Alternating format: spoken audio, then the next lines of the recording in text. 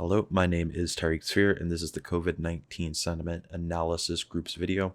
The goal for our project was to figure out how the people of the United States felt during different points during the pandemic and how certain government actions affected those emotions.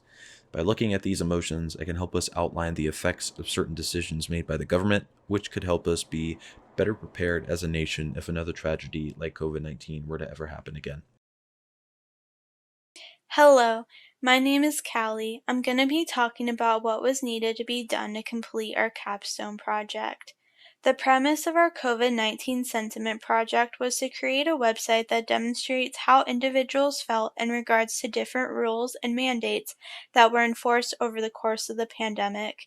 In order to achieve our goal, we needed to collect a wide variety of data on individuals' feelings in response to COVID. One of the best ways to do this is through social media. We gathered data from 3 social media websites: Twitter, Reddit, and Instagram through web scraping.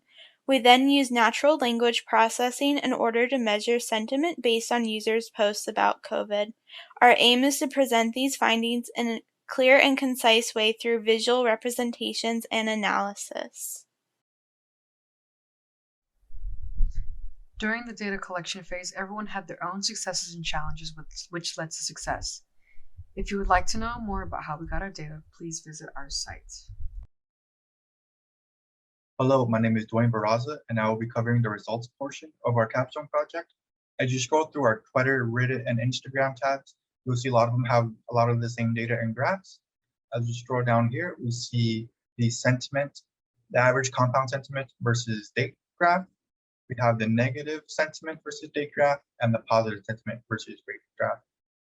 And as we scroll down a little further, we see the average sentiment across hashtags. And as you can see, each hashtag is color coordinated down here. And the results are right there.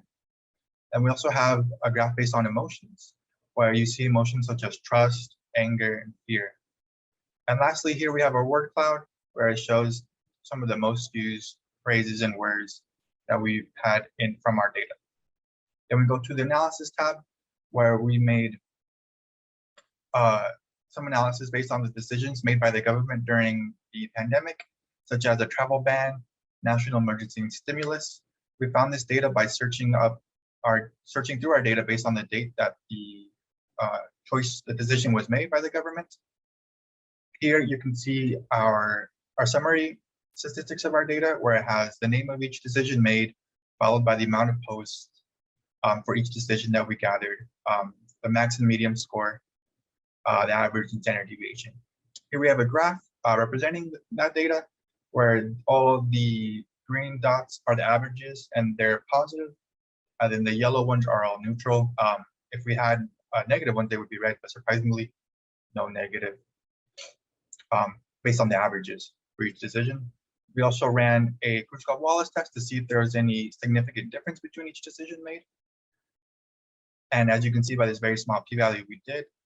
And then we ran a post hoc test, which we chose to do the Dunn's test to compare each decision. And each one that had a little star here would say that it was statistically significant. As you can see, the booster national emergency, and that's all laid up here as well. And here at the very bottom, we have another social media site polarity graph that states which social media sites were the most positive or the most negative, as you can see here. And I'll kick it off to Shane to further explain the analysis. Hi, I'm Shane, and I'll be discussing some of the takeaways from our project findings. Our analysis concluded that Reddit was the most negative platform, with Twitter not too far behind, and with Instagram being much more positive than them both. As far as the sentiment of government decisions that we analyzed, the declaration of a national emergency to free up funds to combat the coronavirus was the most positive, while the decision with the lowest sentiment mean was the CDC changing their recommendations of vaccines to exclude the Johnson & Johnson vaccine.